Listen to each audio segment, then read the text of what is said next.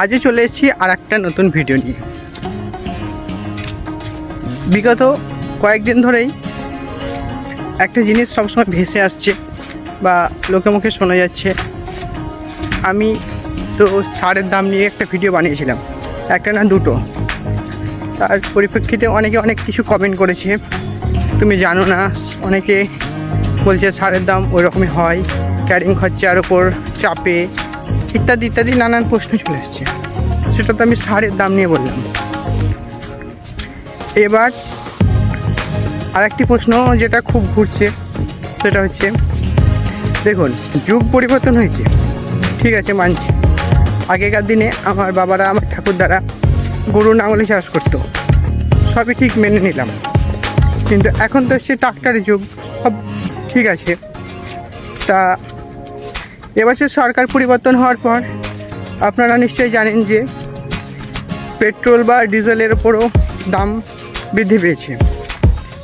এবছর ডিজেলের দাম যেটা বৃদ্ধি পেয়েছে, হিসাব করে দেখতে গেলে দেখা যায় 8 থেকে 10 টাকা বৃদ্ধি পেয়েছে। সেটা ঠিক আছে, মেনে নেওয়া যায়। কিন্তু এখন আমাদের কৃষিকাজের যে জমির চাষ বলুন, সমস্ত কিছুই কিন্তু ট্রাক্টরে করা হয়। তা সেই 10 টাকা তেলের দাম বৃদ্ধির জন্য তারা বিঘে পিছু আমাদের এলাকাতে 100 টাকা করে বাড়িয়ে দিয়েছে। মানে আমি একজন ট্রাক্টর মালিককে বললাম যে দেখো, তোমরা সবই বুঝছি আমরা, তেলের দাম বেড়েছে, কিন্তু তাই বলে 10 টাকা বৃদ্ধির জন্য তুমি 100 টাকা চাষের দাম বাড়িয়ে দেবা? মানে সে তার পক্ষেতে নানান কথাই বলছে, পারবো না, হ্যান ত্যান।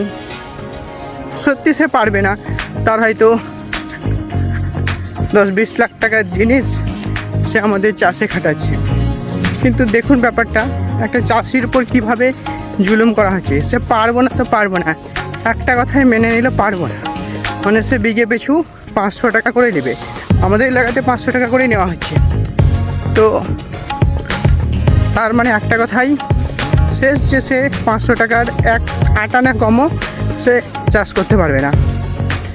ঠিক আছে, তার সঙ্গে আর কোনো বাকবিতণ্ডা করলাম না, যেহেতু প্রত্যেক চাষির তো ট্রাক্টর নেই নিজস্ব, যে নিজে নিজে জমিতে চাষ করবে। সে ভাড়া ট্রাক্টর বা লোকের যা হোক, এভাবেই তারা চাষ করে।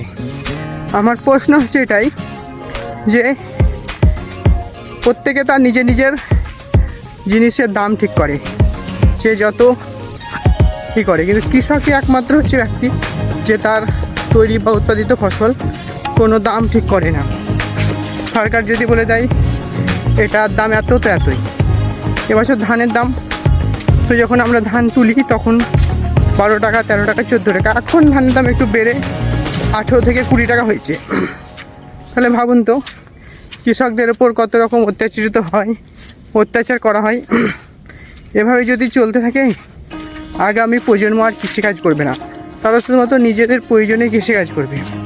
ভিডিওটা আপনারা দ্রুত শেয়ার করুন এবং সরকারের কাছে যাতে একটু দৃষ্টি আকর্ষণ হোক। সরকার যেন চায় যে কৃষকদের একটু তার ফসলের ন্যায্য দামটা পায়। এটাই আমার বলা। সবাই ভালো থাকবেন, সুস্থ থাকবেন, সবাইকে টাটা।